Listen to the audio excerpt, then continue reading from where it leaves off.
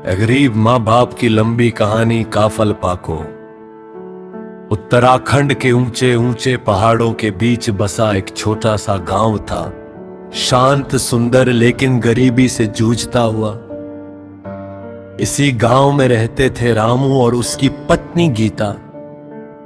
उनका घर मिट्टी और पत्थरों से बना हुआ था। छत पर टीन की चादरें थी जो हर बारिश में शोर मचाती थी। गरीबी उनके जीवन का हिस्सा थी, लेकिन उनके दिलों में एक ही ख्वाहिश थी, उनका बेटा मोहन पढ़ लिख कर एक अच्छा इंसान बने और उनका जीवन बदल दे।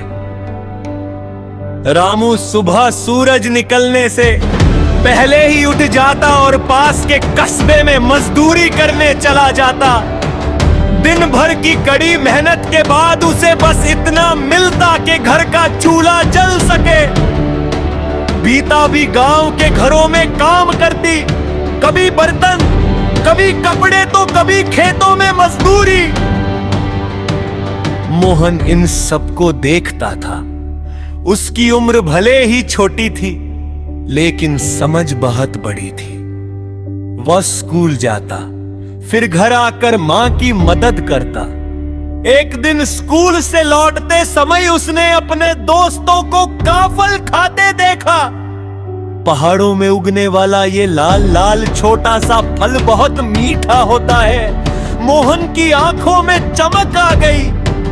वह घर पहुंचा और मां से बोला, मां, मुझे भी काफल खाने हैं। गीता ने उसकी आंखों में चाहत देखी, लेकिन जेब खाली थी। उसने प्यार से सिर सहलाते हुए कहा, बेटे, अभी पैसे नहीं हैं, लेकिन मैं तेरे लिए काफल जरूर लाऊंगी।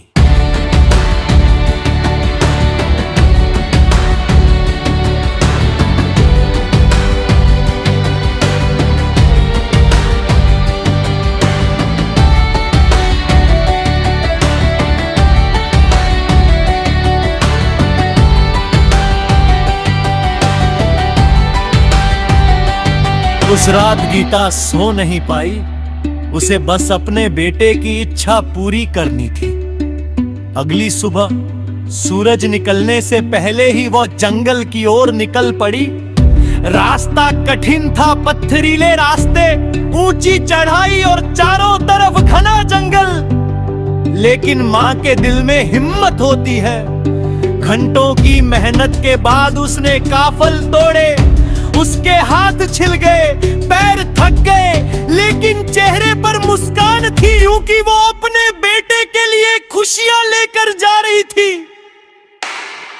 घर पहुंचकर उसने काफल एक टोकरी में रखे और मोहन से कहा, बेटा, मैं काम पर जा रही हूं, ये काफल मत खाना, हम शाम को साथ में खाएंगे। मोहन ने खुशी खुशी सिर हिला दिया। दिन चढ़ता गया, धूप तेज हो गई। गर्मी की वजह से काफल सिकुड़ने लगे और टोकरी में कम दिखने लगे। मोहन ने जब टोकरी देखी तो घबरा गया। अरे, ये कम कैसे हो गए? उसके मन में डर बैठ गया। मां को लगेगा मैंने खा लिए। डर के मारे वह घर से बाहर निकल गया और खेतों की तरफ चला गया। शाम को गीता काम से लौटी। जैसे ही उसकी नजर टोकरी पर पड़ी, उसका चेहरा बदल गया। ये काफल कम कैसे हो गए? उसे लगा मोहन ने उसकी बात नहीं मानी। गुस्सा उसके सिर पर चढ़ गए। जैसे ही मोहन घर लौटा, गीता ने बिना कुछ सुने उसे डांटना शुरू कर दिया। तूने खा लिए ना, मैंने मना किया था।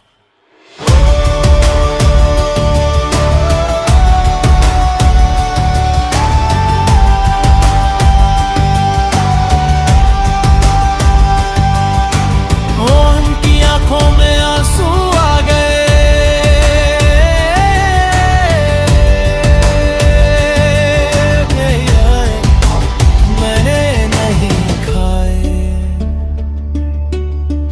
लेकिन गुस्से में अंधी गीता ने उसकी एक नहीं सुनी। उसने गुस्से में आकर मोहन को थप्पड़ मार दिया। वो थप्पड़ सिर्फ चेहरे पर नहीं, मोहन के दिल पर लगा। वो चुप हो गया। उसकी आंखों से आंसू बहते रहे, लेकिन उसने कुछ नहीं कहा। धीरे धीरे वो घर से बाहर निकल गए और फिर कभी वापस नहीं आया। रात हो गई, अंधेरा छा गया। गीता का गुस्सा ठंडा हुआ तो उसे एहसास हुआ कि मोहन अभी तक लौटा नहीं। रामू, मोहन कहाँ है? दोनों घबरा गए। पूरे गांव में उसे ढूंढा, जंगलों में आवाज लगाई, मोहन, ओ मोहन। लेकिन हर तरफ सिर्फ सन्नाटा था। अगली सुबह जब गीता ने टोकरी देखी तो उसकी सांसें थम गईं। काफल फिर से पहले जैसे भर गए थे। उसे समझ आया गर्मी में काफल सिकुड़ गए थे और ठनकक में फिर से फैल गए। गीता के हाथ कांपने लगे, आंखों से आंसू झरने लगे। वो जमीन पर गिर पड़ी और जोर जोर से रोने लगी।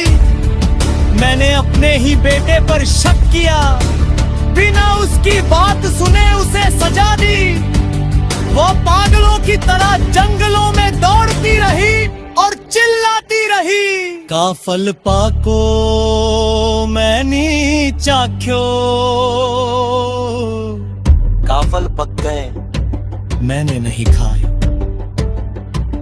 समय बीतता गया, साल बदलते गए, लेकिन महल कभी वापस नहीं आया। कहते हैं आज भी जब पहाड़ों में काफल पकते हैं तो एक पुच्छे की आवाज गूंजती है। काफल कहते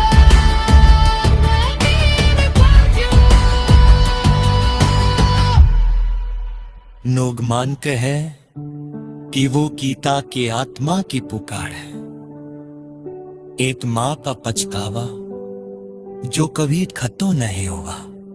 से ये कहानी सिर्फ करियर की नहीं, बल्कि विश्वास और धैर्य की है। उससे मैं इतना फैसला पूरी जिंदगी का पछतावा बन सकता। गरीब माँ बाप की लंबी कहानी काफल पाको। उत्तराखंड के ऊंचे ऊंचे पहाड़ों के बीच बसा एक छोटा सा गांव था, शांत सुंदर लेकिन गरीबी से जूझता हुआ। इसी गांव में रहते थे रामू और उसकी पत्नी गीता। उनका घर मिट्टी और पत्थरों से बना हुआ था। छत पर टीन की चादरें थी जो हर बारिश में शोर मचाती थी। गरीबी उनके जीवन का हिस्सा थी, लेकिन उनके दिलों में एक ही ख्वाहिश थी, उनका बेटा मोहन पढ़ लिख कर एक अच्छा इंसान बने और उनका जीवन बदल दे। रामू सुबह सूरज निकलने से पहले ही उठ जाता और पास के कस्बे में मजदूरी करने चला जाता। दिन भर की कड़ी मेहनत के बाद उसे बस इतना मिलता कि घर का चूल्हा जल सके। बीता भी गांव के घरों में काम करती, कभी बर्तन, कभी कपड़े तो कभी खेतों में मजदूरी। मोहन इन सबको देखता था। उसकी उम्र भले ही छोटी थी, लेकिन समझ बहुत बड़ी थी। वह स्कूल जाता, फिर घर आकर मां की मदद करता। एक दिन स्कूल से लौटते समय उसने अपने दोस्तों को काफल खाते देखा। पहाड़ों में उगने वाला ये लाल लाल छोटा सा फल बहुत मीठा होता है। मोहन की आंखों में चमक आ गई। वह घर पहुंचा और मां से बोला, मां, मुझे भी काफल खाने हैं। गीता ने उसकी आंखों में चाहत देखी, लेकिन जेब खाली थी। उसने प्यार से सिर सहलाते हुए कहा, बेटे, अभी पैसे नहीं हैं, लेकिन मैं तेरे लिए काफल जरूर लाऊंगी।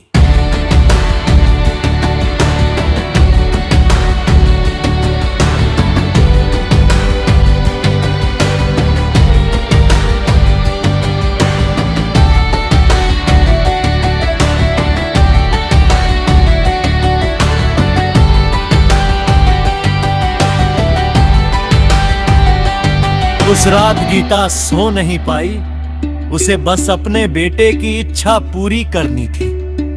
अगली सुबह सूरज निकलने से पहले ही वह जंगल की ओर निकल पड़ी।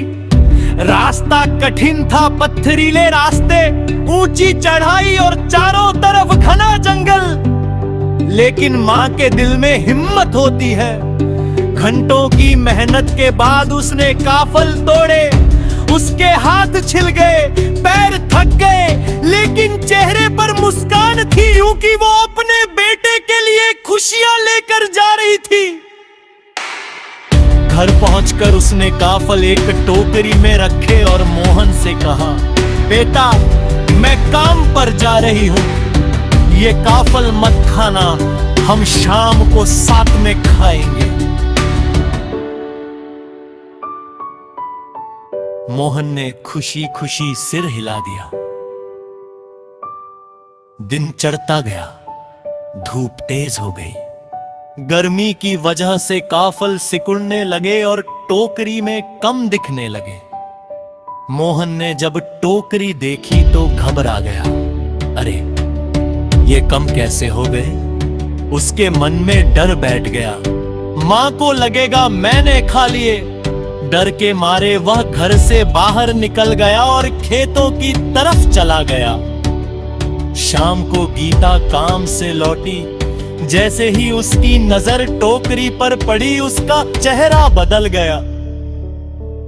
ये काफल कम कैसे हो गए? उसे लगा मोहन ने उसकी बात नहीं मानी। गुस्सा उसके सिर पर चढ़ गए। जैसे ही मोहन घर लौटा, गीता ने बिना कुछ सुने उसे डांटना शुरू कर दिया। तूने खा लिए ना, मैंने मना किया था।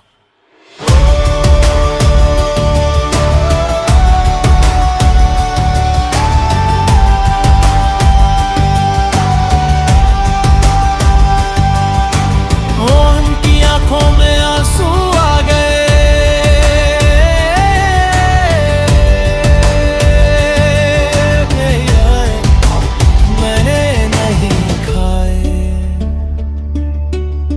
लेकिन गुस्से में अंधी गीता ने उसकी एक नहीं सुनी। उसने गुस्से में आकर मोहन को थप्पड़ मार दिया। वो थप्पड़ सिर्फ चेहरे पर नहीं, मोहन के दिल पर लगा। वो चुप हो गया। उसकी आंखों से आंसू बहते रहे, लेकिन उसने कुछ नहीं कहा। धीरे धीरे वो घर से बाहर निकल गए और फिर कभी वापस नहीं आया। रात हो गई, अंधेरा छा गया। गीता का गुस्सा ठंडा हुआ तो उसे एहसास हुआ कि मोहन अभी तक लौटा नहीं। रामू, मोहन कहाँ है? दोनों घबरा गए। पूरे गांव में उसे ढूंढा, जंगलों में आवाज लगाई, मोहन, ओ मोहन। लेकिन हर तरफ सिर्फ सन्नाटा था। अगली सुबह जब गीता ने टोकरी देखी तो उसकी सांसें थम गईं। काफल फिर से पहले जैसे भर गए थे। उसे समझ आया गर्मी में काफल सिकुड़ गए थे और ठनकक में फिर से फैल गए। गीता के हाथ कांपने लगे, आंखों से आंसू झरने लगे। वो जमीन पर गिर पड़ी और जोर जोर से रोने लगी। मैंने अपने ही बेटे पर शक किया, बिना उसकी बात सुने उसे सजा दी। वो पागलों की तरह जंगलों में दौड़ती रही और चिल्लाती रही, काफल पाको मैंने चाख्यो। काफल पक गए, मैंने नहीं खाए। समय बीतता गया, साल बदलते गए, लेकिन महल कभी वापस नहीं आया। कहते हैं आज भी जब पहाड़ों में काफल पकके है, तो एक गुच्छे की आवाज कोस की है। काफल के मदीने पहुंचो। लोग मानते हैं कि वो गीता की आत्मा की पुकार है, एक माँ का पछतावा जो कभी खत्म नहीं होगा। से ये कहानी सिर्फ ट्रेनर की नहीं, बल्कि विश्वास और धैर्य की है। उससे में लिया मैं आए तलब फैसला, बूढ़ी जिंदगी का पछतावा बन सकता।